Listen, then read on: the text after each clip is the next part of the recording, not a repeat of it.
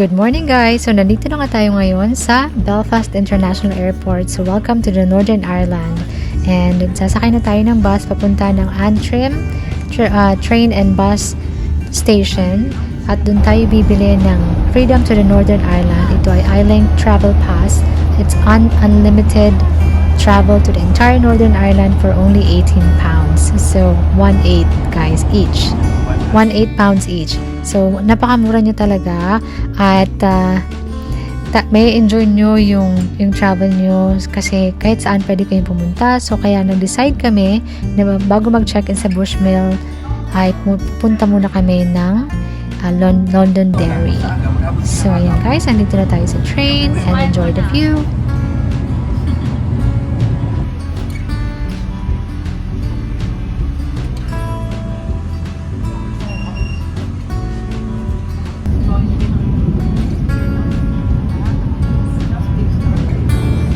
So guys, as we are on our way, medyo umambon siya.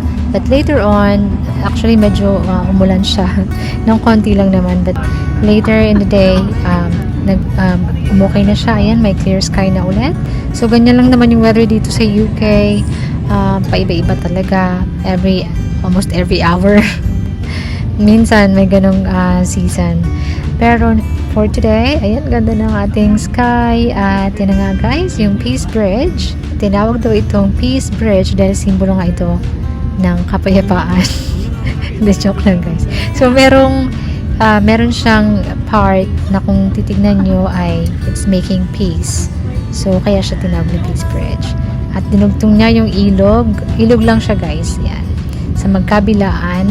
At pupuntahan din natin yung Guildhall at ang Derry Wall. So, samahan nyo kami guys. Andito na tayo. Go, go!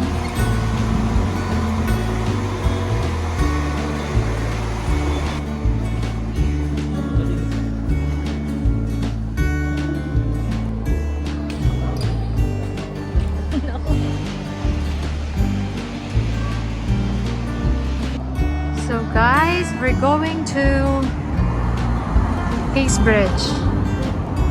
And nandito lang kami sa train station. It's a 10-minute walk. So, let's go.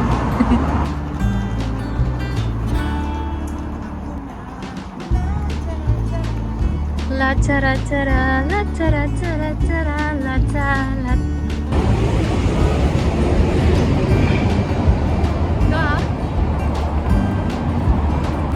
So ito nga pala guys yung train station.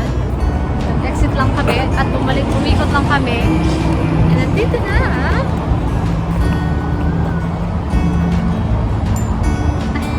So ayan lang guys yung train. Balik ko lang nilalakaran namin. Galing. Galing ng pagkaikot mo ah.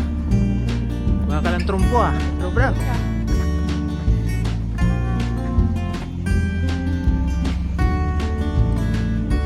Kan ata sila turing yung... So ayan guys, malapit na tayo sa Peace Bridge at kung makikita nyo, it's like making a symbol of peace. At dumaan lang tayo sa gilid lang ng train station, So malapit lang talaga siya dun mismo sa last stop ng train. And dito na tayo, ikot-ikot muna bago tayo tumawid dun sa tulay.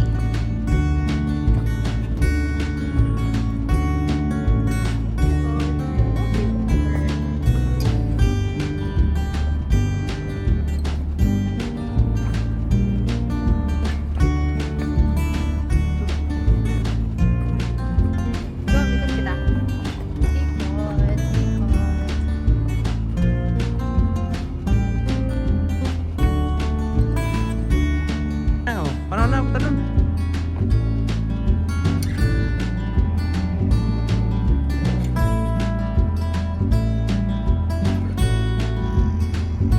At yan ulit ako guys, wala na akong ginawa kundi kumaway. Ewan ko ba, kandidato yata ako. So, dito na tayo ngayon sa tulay. At kung mapapansin nyo guys, what amazes me about this bridge is that it's only for pedestrians and cyclists. So, walang sasakyang pwedeng dumaan dito. Di ba? Napaka-special para sa mga tao lang, sa mga aso, sa mga... Hindi pwede sa isda. Last ko na yan.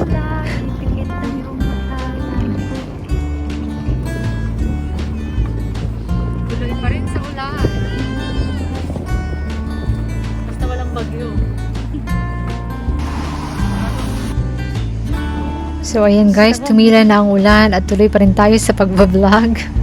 Walang makakapigil sa atin at pupuntahan natin ang Guildhall.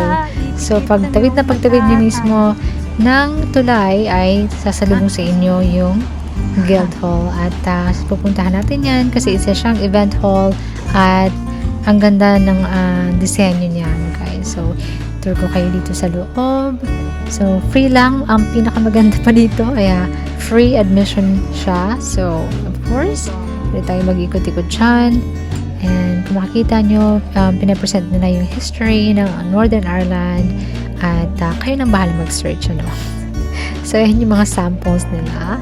The Great Parchment Book and from 1640 to 89. Ayan, meron namang mga pwedeng mabasa dun para sa ating information.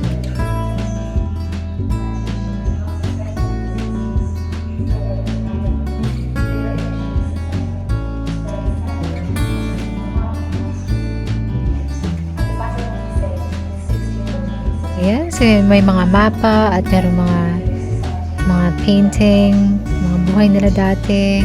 Parang sa mga cartoons lang, napapanood natin sa mga movies. At nakaka-appreciate lang syempre ng kanilang culture.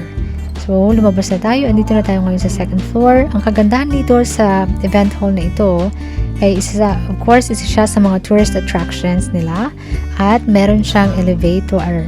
So, walang problema kung may dala kayong bagahe na tulad namin as long as na cabin luggage lang naman yung dala namin. So, pwedeng sumakay sa elevator nang walang bayad. At andito na tayo ngayon sa kanilang event hall.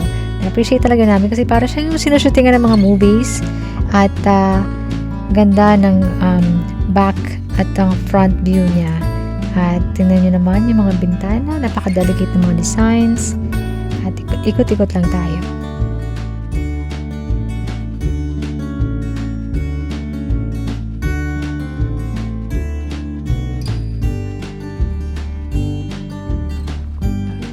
Ayan, syempre, sa mga gusto magpakasal dyan o kaya magpa-catering, birthday party, pwede ang event hall na ito at napaka-special looking.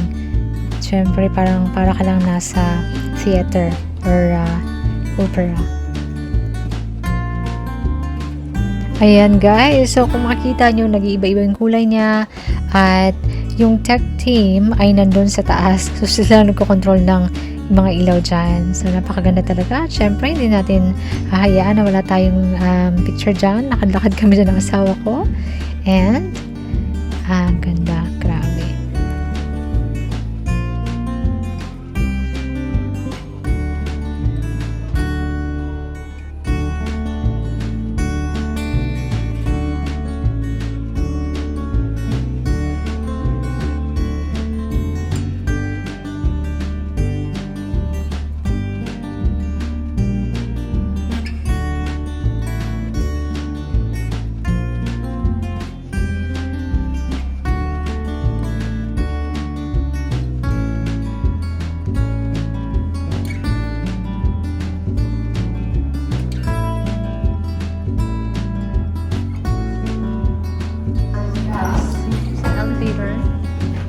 From the second floor, 0.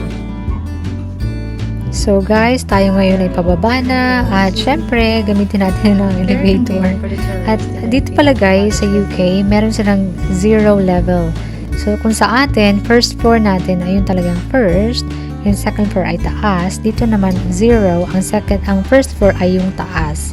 So, para lang sa inyong kalaman, so, guys. Ginagamit nila yung number 0 dito. Clear sky na. Kung hindi naman 0 yung nakalagay, minsan na nakalagay G or ground floor.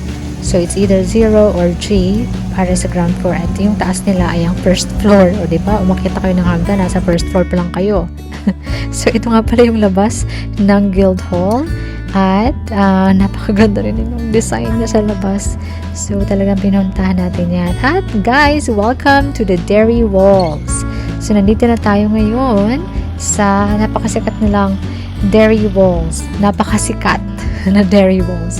Dahil nandito yung mga canyon na ginamit nila nung panahon ng giyera. So ayan, kung makikita nyo, napakaganda ng view at may kasama pang blue sky, cloudy blue sky. So it's a combination of both and it's such a breathtaking, picturesque view.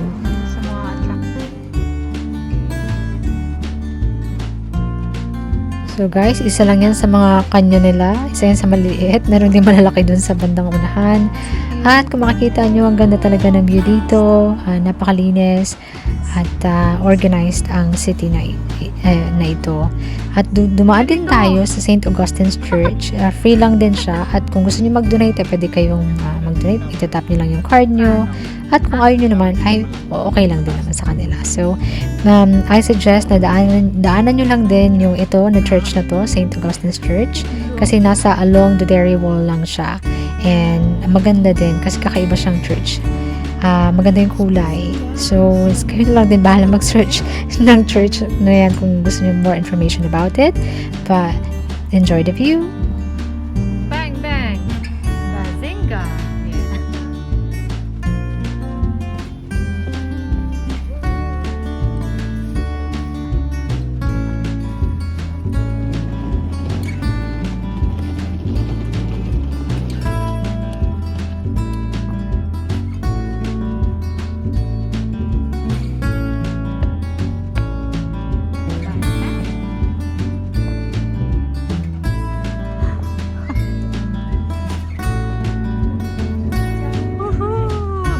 Ganda dito. Mas maganda siya ngayon kung kasi dating pagpunta. Kasi dati walang init eh. Hi, mister. Bombastic. Hello, ganun uya ko. Ang ganun uya tampi.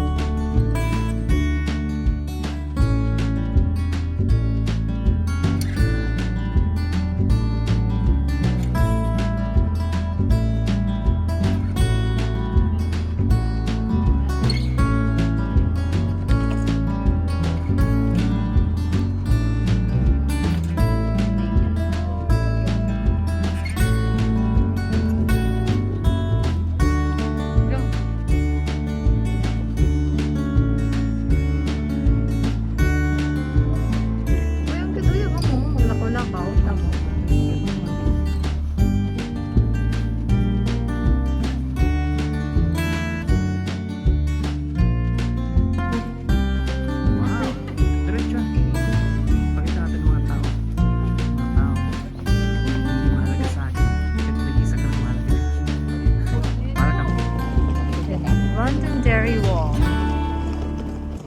Dairy Walls. Dairy Walls, Dairy Walls. London Dairy falling down, falling down, falling down. London Dairy falling down, my fair lady.